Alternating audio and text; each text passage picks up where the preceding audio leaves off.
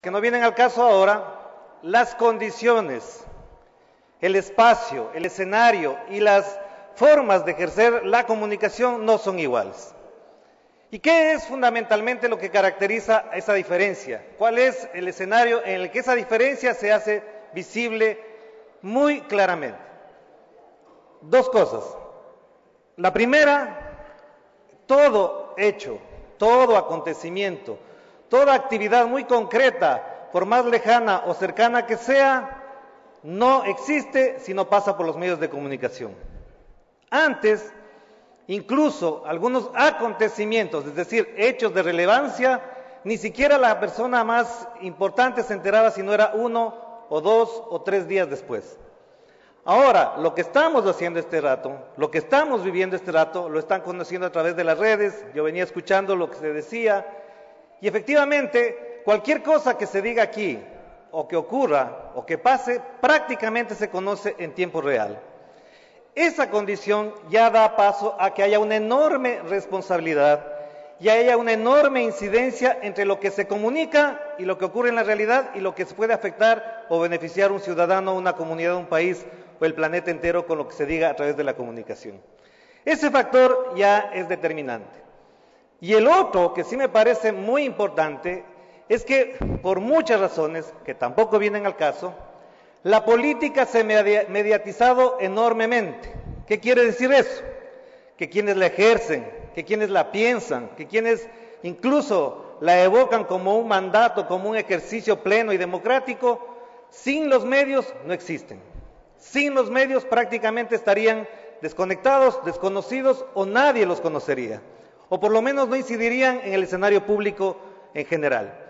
Y por otro lado, que también es importante, esos medios y esas corporaciones mediáticas en general, no quiero hablar de alguien en particular, de una u otra manera se han politizado enormemente. Y ahí sí podemos hablar 2 horas, pero este no es el momento. ¿Por qué digo que estas dos cosas? La política se ha mediatizado y los medios o las corporaciones mediáticas se han politizado. Basta ver lo que ocurrió esta semana que pasó y habría que pensar hasta dónde lo que dice un medio de comunicación o la intención que hay detrás de un medio de comunicación al titular, al señalar un acontecimiento como verdadero o falso, puede incidir en la vida pública. La semana que pasó, un canal de televisión y 3 periódicos dijeron que las medicinas se habían incrementado hasta un 300%. Eso, les voy a contar mi caso particular, a mi papá que tiene 75 años, inmediatamente conmovido, sacudido, no sabe qué hacer, dice, ¿qué hago ahora, hijo? Las medicinas a mí me cuesta tanto esto, el otro, sumado, si se multiplica por 300, eso no me va a alcanzar el sueldo, voy a tener que recurrir a otras formas de ingresos para poder solventar mis medicinas. Yo le digo, no, espérese, tranquilo, vamos a averiguar qué está pasando exactamente. No pasaron 3 días y no han aclarado que eso no fue así. Si ese es un hecho liviano, entre comillas, que implica, que incide, que afecta a una comunidad concreta, que eleva al nivel de preocupación o quizá de angustia, miremos lo que ha pasado en general con otros elementos, como fue la crisis financiera de este país, como fueron las disputas entre corporaciones mediáticas que estaban alimentadas, precedidas o manipuladas, como la quieran ver ustedes, por factores o poderes fácticos como eran los bancos. Y eso que pasa aquí, pasa en el mundo en general. Miren lo que pasa con el Grupo Podemos en España, que tiene, según los últimos sondeos, 31,5% de preferencia del electorado. Miren los medios que los atienden, miren los medios que les dan voz. Si el 31,5% de las encuestas señalan que es prácticamente la primera fuerza política, ¿por qué están censurados? ¿Por qué no tienen espacio? ¿Por qué sus posturas no son expandidas? ¿Por qué no son amplificadas por los grandes medios de comunicación? ¿Porque constituyen un peligro? ¿Porque constituyen una amenaza para ese factor, para ese poder fáctico? Claro que sí. En esa perspectiva, para no demorarme mucho, yo quisiera plantear una cosa que aquí en general, en el Ecuador, quiero decir, se ha estigmatizado sin mayor reflexión, sin mayores argumentos. ¿Por qué la comunicación debería ser o podría ser un servicio público o ser considerada como un servicio público? Yo creo que ahí hay varias cosas que ya se han dicho entre líneas. Al momento interviene el licenciado Orlando Pérez, director de diario El Telégrafo, quien se refiere sobre todo a la enmienda relacionada al ver a la comunicación como un servicio público. Él ha hecho referencia a que la política se ha mediatizado y que los medios a la vez se han politizado. También manifestó que es responsabilidad de cada medio de comunicación la información que emite y al momento pues está explicando el por qué la comunicación debe ser ha sustentado y ha dado argumentos al ejercicio periodístico ético y responsable de muchos medios de comunicación y sobre todo de algunos periodistas en América Latina. Él, que no es bolivariano, que no es chavista, que no es correísta, que no es comunista, que etcétera, etcétera, él dice lo siguiente en un artículo publicado en la Fundación para el Nuevo Periodismo. Los periodistas, bueno, va a leer el párrafo para que se entienda lo que está contando él. La libertad de expresión que elimina todos los obstáculos para decir o escribir lo que uno quiera resulta tan absurda como la que pretendía tener un taxista que reaccionó cuando su pasajero le pidió apagar el cigarrillo que acababa de encender. Estoy en mi taxi y aquí hago lo que me da la gana y lo he hecho a usted si me da la gana. Los periodistas, continúa Javier Darío Restrepo, que reprodujeron y rechazaron la escena, pueden estar defendiendo su libertad sin límites, sin caer en la cuenta de su cercanía al taxista en cuestión. Tanto el taxista como el periodista son servidores públicos. El taxi es el servicio público, lo mismo que la información y el medio de comunicación que, aunque propiedades personales, están al servicio del público, lo que impide que puedan ponerse al servicio particular del taxista o del periodista. Lo está diciendo Javier Darío Restrepo, no lo está diciendo la comisión que elaboró la ley de comunicación, no lo dice la ley de comunicación, etcétera, etcétera. Es decir, hemos llegado a un punto y a un momento donde incluso personas como Javier Darío Restrepo, que tienen una postura, una formación, como la quieran ver, de carácter liberal, es decir, que defiende el libre mercado, que defiende la propiedad privada, que defiende incluso que el Estado tenga unas restricciones y que la sociedad tenga unas expansiones, está planteando que el periodista y la comunicación tengan unos límites, pero sobre todo sean considerados como un servicio público. En esa perspectiva, y con esto cierro, a mí me parece que la propuesta que ha hecho la Alianza País desde la Asamblea y el debate abierto nos colocan en la siguiente dimensión. Primero, hacer lo que estamos haciendo ahora, discutir, reflexionar, pero a partir de unos argumentos que no vayan más allá de esos postulados absolutistas, de esa exégesis que se hace de determinados temas, como que aquí está la Biblia y de aquí no podemos pasar. Las sociedades y la comunicación en medio de esas sociedades cambiantes ha tenido un ritmo vertiginoso, unos cambios acelerados, que afectan casi que instantáneamente la vida cotidiana de la gente. No podemos seguir pensando que cualquier comunicador diga lo que le diga, haga lo que le dé la gana y de eso todos nos hagamos los locos y no tengamos ninguna responsabilidad. Si nosotros consideramos, y yo creo que en esa perspectiva, además, como lo señalaba Diego aquí, las actas de la Asamblea Constituyente lo señalaban, habían asambleístas y habían asesores y habían gente que llegaba y que pedía la estatización completa de la comunicación, ¿o no? Así es. Había personas que decían, no, lo que hay que estatizar los medios de comunicación completos, y quienes opusieron a aquello no fueron necesariamente ni principalmente aquellos que ahora dicen que no se puede señalar la comunicación como servicio público. Al contrario, hubo asambleístas de izquierda, Pachacuti, etcétera, y algunos periodistas que dijimos, no puede ser eso, pero sí hay que establecer unas condiciones reales en el marco de las circunstancias que vivimos. El Ecuador no es el mismo tampoco en términos de medios de comunicación. Tampoco es que nosotros estamos ahora con una sola voz, como se dice por ahí, y que nadie habla, todo el mundo tiene mordaza en la boca. Eso es falso. Este escenario es la prueba de que la libertad de expresión sirve para dos cosas fundamentales.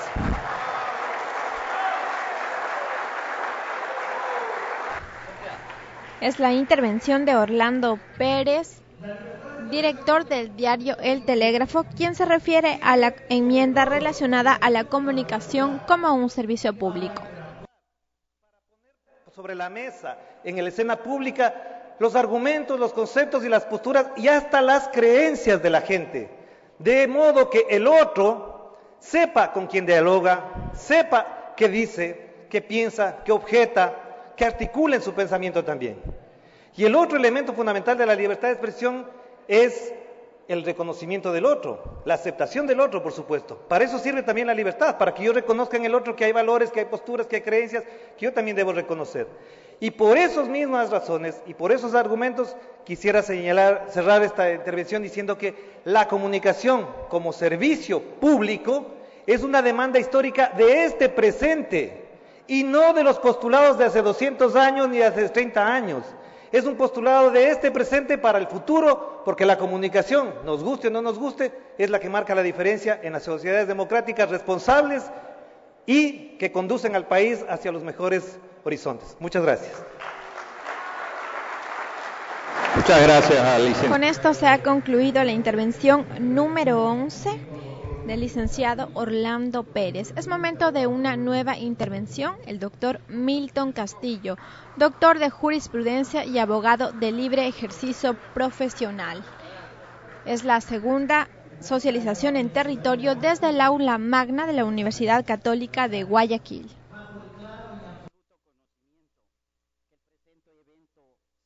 En un contexto político y no jurídico, y que lo que diga podrá tener tanto valor para los señores asambleístas de mayoría como un brindis al sol, tengo a bien exponer con convicción personal y de mi conciencia lo siguiente.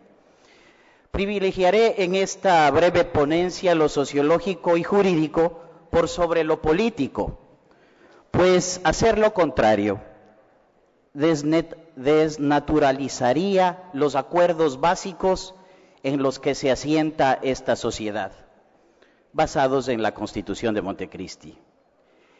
En varios países que se dicen democráticos, lamentablemente el cálculo político ha llegado hasta las Cortes Constitucionales, en donde por mayoría de votos se mantuvo vivo a un presidente. En el Ecuador, por ejemplo, se sostiene por parte de la Corte Constitucional que la reelección indefinida es un derecho mío. Los representantes elegidos en las urnas y que ahora tienen el poder han sostenido estos argumentos a través de las Cortes Constitucionales y donde el denominador común ha sido la permanencia de ellos en el poder permanentemente. La sucesión democrática ha sido lo que más les ha preocupado.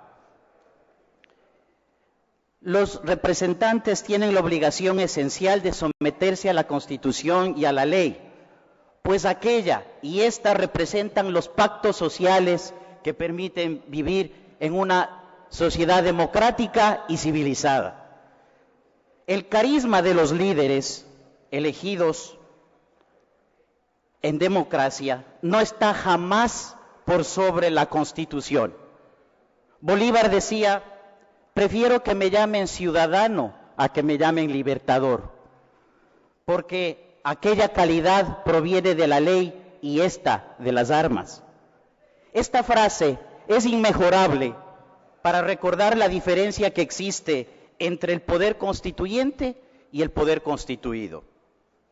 Las armas fueron las urnas en su momento, que lograron la implementación de una asamblea constituyente, luego de la cual toda la nueva arquitectura social y pactos sociales de la ecuatorianidad se crearon o se consolidaron. El poder constituyente construye y positiviza los acuerdos esenciales. El poder constituido los lleva a cabo, los ejecuta.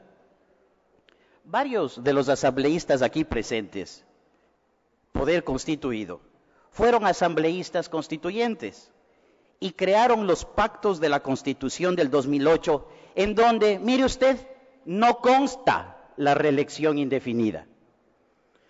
Cuando los actuales asambleístas de mayoría fueron a la Corte Constitucional a hacer la propuesta de las enmiendas que hoy se discute, dijeron, entre otros justificativos, que lo hacían, cito textual, foja 11 del expediente, párrafo penúltimo, convencidos de que las enmiendas que se plantean permitirán continuar el camino trazado por los constituyentes y asegurar aún más los derechos y garantías establecidos en la Constitución, presentamos estas enmiendas. Lamentablemente, los derechos y garantías que garantizaron con la reelección indefinida, por ejemplo, fueron las de ustedes mismos y las del Poder Ejecutivo, no de los ciudadanos. La reelección indefinida, por ejemplo, en la Constitución del 2008, que casualmente está contemplada en la Constitución de Sangolquí del 98. La Constitución del 2008 y la reelección indefinida, no fue un acuerdo pactado por la sociedad en su conjunto, y no obstante la Corte Constitucional, que más tarde o más temprano tendrá que rendir cuentas, dijo que la posibilidad de reelegir indefinidamente es un derecho ciudadano, un nuevo rol, dijo. En derecho público, si la norma calla, la norma niega. No hay protección a los derechos políticos de los ciudadanos con la reelección indefinida, pues cuando alguien quisiera legítimamente candidatizarse, no está en capacidad de enfrentar todo el aparataje ya instalado por quien ya está en el cargo. Yo mismo puedo testimoniar al correr para la alcaldía de Quito por Pachacuti en estas últimas elecciones, que los recursos económicos para enfrentar a los punteros tuvieron una diferencia de 200-1. La igualdad es principio esencial de los derechos políticos y se la atropella cuando el recién llegado enfrenta a quien ha venido ejerciendo y el poder. El poder electoral debe garantizar un tratamiento igualitario para elegir y ser elegido. Y a pesar de que el poder electoral es independiente, por lo menos en teoría, nunca se le pidió a esta medular función del Estado pronunciarse sobre la reelección indefinida. La Corte Constitucional, al momento de analizar su resolución sobre las enmiendas, bien pudo haber solicitado al CNE que dé su criterio jurídico respecto del principio de igualdad que representa la reelección indefinida, y no lo hizo.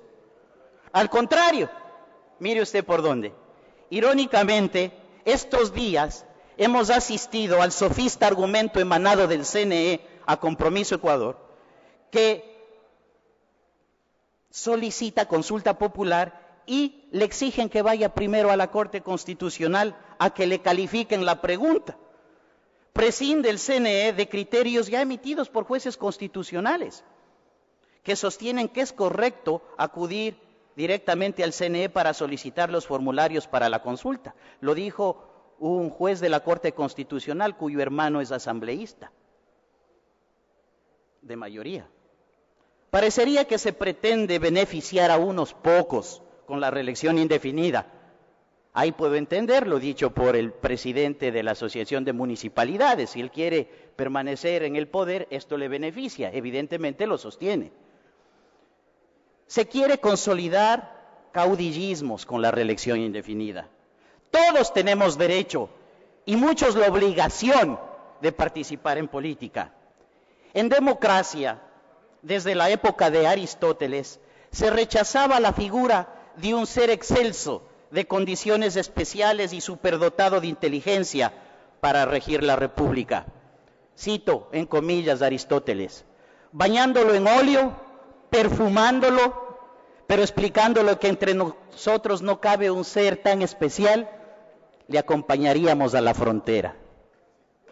Y es que la consolidación de caudillos locales y nacionales impide que ese principio de respeto al poder constituyente por parte del constituido se cumpla. El líder de la mayoría es el que termina decidiendo por los demás, y la mayoría impone la voluntad de uno sobre todos. La señora presidenta de la Asamblea, así como el asambleísta Fabián Solano, proponente primero de las reformas y de las enmiendas, Han dicho públicamente como justificativo para buscar la reelección indefinida y refiriéndose al señor presidente de la República que a los líderes su tiempo ya no les pertenece, estoy citando textual, le pertenece a su pueblo. Por mayoría y por mandato popular, Rafael pertenece al pueblo, han dicho ellos. Curiosamente, en estas declaraciones recogidas por la agencia Andes, el asambleísta Fabián Solano dijo que le iban a consultar al pueblo sobre la reelección indefinida. Gracias. En Montecristi se trabajó en la destrucción del paradigma de la democracia representativa, a favor de la democracia participativa. La democracia representativa era aquella ejercida por la llamada partidocracia. La democracia participativa era la que se inauguraba con el proyecto del Movimiento País, en donde los ciudadanos somos en realidad los primeros llamados a la toma de decisiones dentro del Poder Ejecutivo. Se creó el quinto poder y se dijo que solo la ganancia en las urnas dan el derecho a tomar decisiones en el país. Lamentablemente, por esta interpretación de la democracia participativa, se pasó a la democracia plebiscitaria, aquella que solo legitima a quienes ganan en las urnas. A pesar de ello, hay que reconocer, hay que contar y recordar lo irónico y anecdótico. En estas últimas elecciones para la alcaldía de Quito, al ver que la derrota en las urnas se avecinaba, el presidente invitó a votar nulo a la gente, en lugar de votar por el candidato que terminó siendo alcalde. Estas declaraciones presidenciales llevaron al suscrito a protestar y decir que votaría a título personal por el candidato actual alcalde de Quito. No fueron pocas las agresiones y periodicazos de medios públicos y afines al gobierno. El licenciado Pérez no me va a dejar mentir.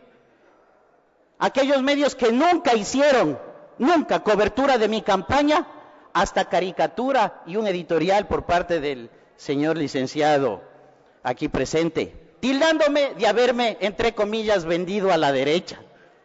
Mire qué irónico. Ante tales acusaciones, me vi obligado a recordarles que el propio presidente de la República, mediante enlace sabatino en las elecciones del 2011 en Zamora Chinchipe, invitó a votar por el candidato social cristiano a prefecto, para evitar que el compañero Salvador Quispe, gane la prefectura, como efectivamente sucedió. Perdónenme, para concluir y dejando mucha tinta en el tintero, debo decirles, señores asambleístas, que estas reuniones no reemplazan a la democracia sustancial que respeta al poder constituyente, ni a la consulta popular. Que la verdadera participación ciudadana se la vive en las urnas, se gane o se pierda. Que nos volvamos a dar la mano entre todos los ecuatorianos que vivimos de nuestro trabajo honrado. Que llenemos de óleo, perfume y gratitud a quienes hayan hecho bien las cosas y encarcelemos a quienes hayan abusado de los bienes públicos. Que demos paso a gente nueva exigiendo respeto a la Constitución. Que exijamos que todos rindan cuentas, porque lo contrario a la democracia no es la tiranía, sino la impunidad. Muchas gracias. Fue la intervención del doctor Milton Castillo, doctor en jurisprudencia y abogado de libre ejercicio profesional, quien ha cuestionado la enmienda relacionada a la reelección de autoridades de elección popular. Él indicó que la elección de las autoridades de elección popular ya está establecida en la Constitución al justamente priorizar que una autoridad no puede ser reelegida de más de 2 periodos consecutivos. Recordemos que el primer debate del proyecto de enmiendas a la Constitución se llevó a cabo durante 3 jornadas y el 2 de diciembre la presidenta de la Asamblea Nacional concluyó la sesión número 302 del Pleno de la Asamblea. Durante la discusión, el dictamen de la Corte Constitucional, la reelección de autoridades de elección popular, el nuevo rol de las Fuerzas Armadas y la comunicación como servicio público fueron los temas más relevantes durante el primer debate. Es momento de una nueva intervención. Se trata del arquitecto Luis Gómez. Él es representante de la Confederación Nacional de Organizaciones Barriales.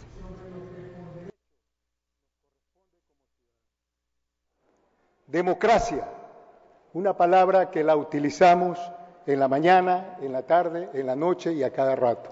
¿Qué significa democracia? El poder del pueblo, compañeros, la democracia, demos, pueblo, cracia, poder, el poder del pueblo. ¿Pero en qué se ha constituido esto? En que somos partes de nombrados, pero no participamos en lo efectivo. Y cuando nos pronunciamos, simple y llanamente nos dicen, esos son los guacharnacos. Esa gente no tiene ni siquiera capacidad ni para decir ni para hablar. ¿Por qué? Porque solamente los podemos meter en un pequeño bolso y los llevamos a andar en cada lugar. Los ponemos en una manifestación, en una convención y todo. Y mientras tanto, este pueblo sigue desesperado, compañeros. Sí, fuimos consultados el 2008 y aprobamos la Constitución de la República, con un anhelo, porque inclusive hubo un triunfo de los barrios. El artículo 248 consagra y reconoce al barrio como una unidad básica de participación. Sin embargo, los grupos de poder obstaculizan e impiden que los barrios se organicen y que la ciudadanía intervenga para decidir. Así es como hemos venido viendo y haciendo política. Hoy estamos viendo el escenario de preguntas, de consultas, y estamos atravesados por diferentes opiniones. Compañeros, compañeras, este país invocado como lo que se lo ha venido manifestando, de que estamos en una nueva fase, necesita realmente ser democrático. Necesita que el pueblo vea, luche, trabaje, resuelva desde abajo, compañeros. Que no se le obstaculice, que no se le niegue prácticamente esa representación que tiene, y que lo dice el artículo 1 de la Constitución, el soberano, soberano. Hoy agradecemos esta invitación hecha por la Comisión, como organizaciones sociales y de movimientos sociales y de los barrios, de la cual me honro en participar y representar la Confederación Nacional de Barrios del Ecuador a nivel nacional. Hemos entregado ante la Comisión el documento y opinión sobre las enmiendas o sobre las reformas. Aquí hay una opinión de los sectores poblacionales, de las organizaciones sociales. Aparte de estas circunstancias, la estamos trazando como ciudadanos, amparados en lo que nos permite la Constitución, en los artículos 95, 96.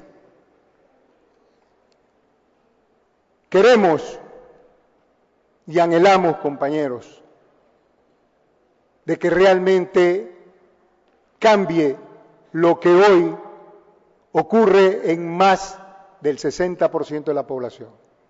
Se vive en pobreza, compañeros, y la pobreza no es solamente económica, la pobreza tiene muchas valoraciones, y a eso hay que ir para construir y cambiar. Sí, estamos frente a un nuevo modelo de la educación superior, una nueva matriz del conocimiento, pero también va a seguir teniendo sello de clase, y eso nos duele, porque los de abajo no estamos dentro de esos nuevos espacios.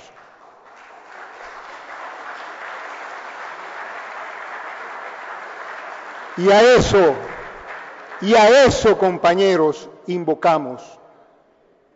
hoy estamos dándonos cuenta, y me van a disculpar, no quiero que se malinterprete, compañero presidente, la corrupción es un eje que atraviesa todo, todo. Y hoy vemos qué ocurre con la seguridad, con el seguro social, con la salud. Vemos lo que pasa con una serie de grandes inversiones del Estado, dinero del pueblo ecuatoriano, dinero que se lo tiene que pagar hasta en el aire que respiramos, compañeros. ¿Sí? Y eso es el derecho que reclamamos, para que esos recursos y todo permita que nuestra gente, el pueblo que vive en las zonas populares, en las zonas rurales, ¿verdad?, tenga acceso a lo que hoy se llama summa causa, ¿verdad?, o buen vivir, pero que se haga efectivo, que se haga realidad. Los barrios estamos poniendo nuestra voz y nuestra presencia para reclamar lo que nos corresponde y para que se diga y siempre se mantenga que no necesitamos bonos ni dádivas de nada ni de nadie. Necesitamos que realmente permitan que el pueblo pueda participar y producir y que pueda desarrollar, que pueda mejorar condiciones como seres humanos, que a eso es lo que realmente hay que respetar. Compañeras, compañeros, nos piden que nos acerquemos a votar y nos llenan de candidaturas, de programas y una serie de cosas. Pues cuando tengamos que realmente decidir y que tengamos la necesidad de que entiendan de que no podemos seguir siendo considerados los objetos de lo que es la parte de la estructura política manejada, pedimos que todo lo que tiene que ver con respecto a la afectación y a lo que tiene que ver con la vida de la gente, tiene que ser consultada porque está consagrada en la Constitución. Y además de eso, compañeros, y además de eso, la consulta es un derecho de pronunciamiento y será quienes tomemos la decisión en libertad para decir qué es lo mejor para nuestra sociedad y para nuestra gente. Compañeras, compañeros, esta es la voz de los barrios que les damos expuesta hoy, y que entiendan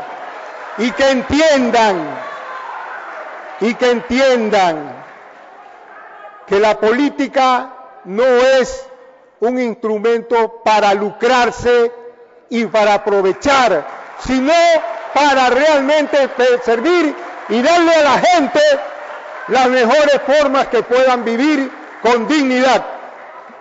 El grito de nosotros en las calles es siempre este, compañero: patria o muerte, venceremos, compañeros.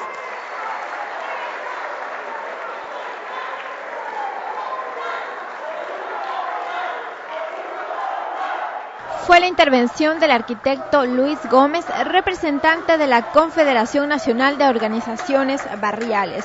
Él se ha referido sobre todo al tema relacionado con la consulta popular y ha manifestado que este es un derecho ciudadano consagrado y constituido en la Constitución de la República.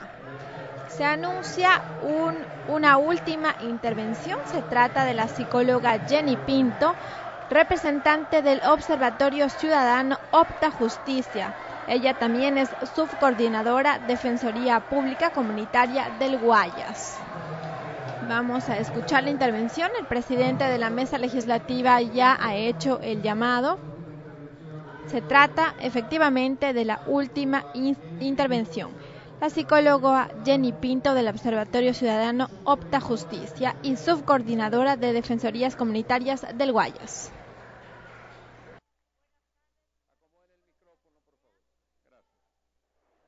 Buenas tardes. Entonces ya al podio la psicóloga Jenny Pinto para dirigirse al auditorio aquí desde el aula magna de la Universidad Católica Santiago de Guayaquil.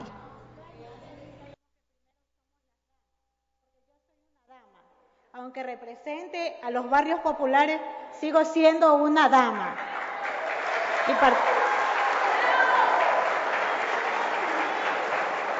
Y partiendo de ese principio básico, se debería de ver respetado. Se trata de la segunda socialización en territorio de la Comisión Ocasional de Enmiendas a la Constitución, esta vez en la ciudad de Guayaquil. Recordemos que la primera socialización se llevó a cabo el 19 de enero en Montecristi, Manabí, precisamente en Ciudad Alfaro, donde se aprobó la Constitución del 2008.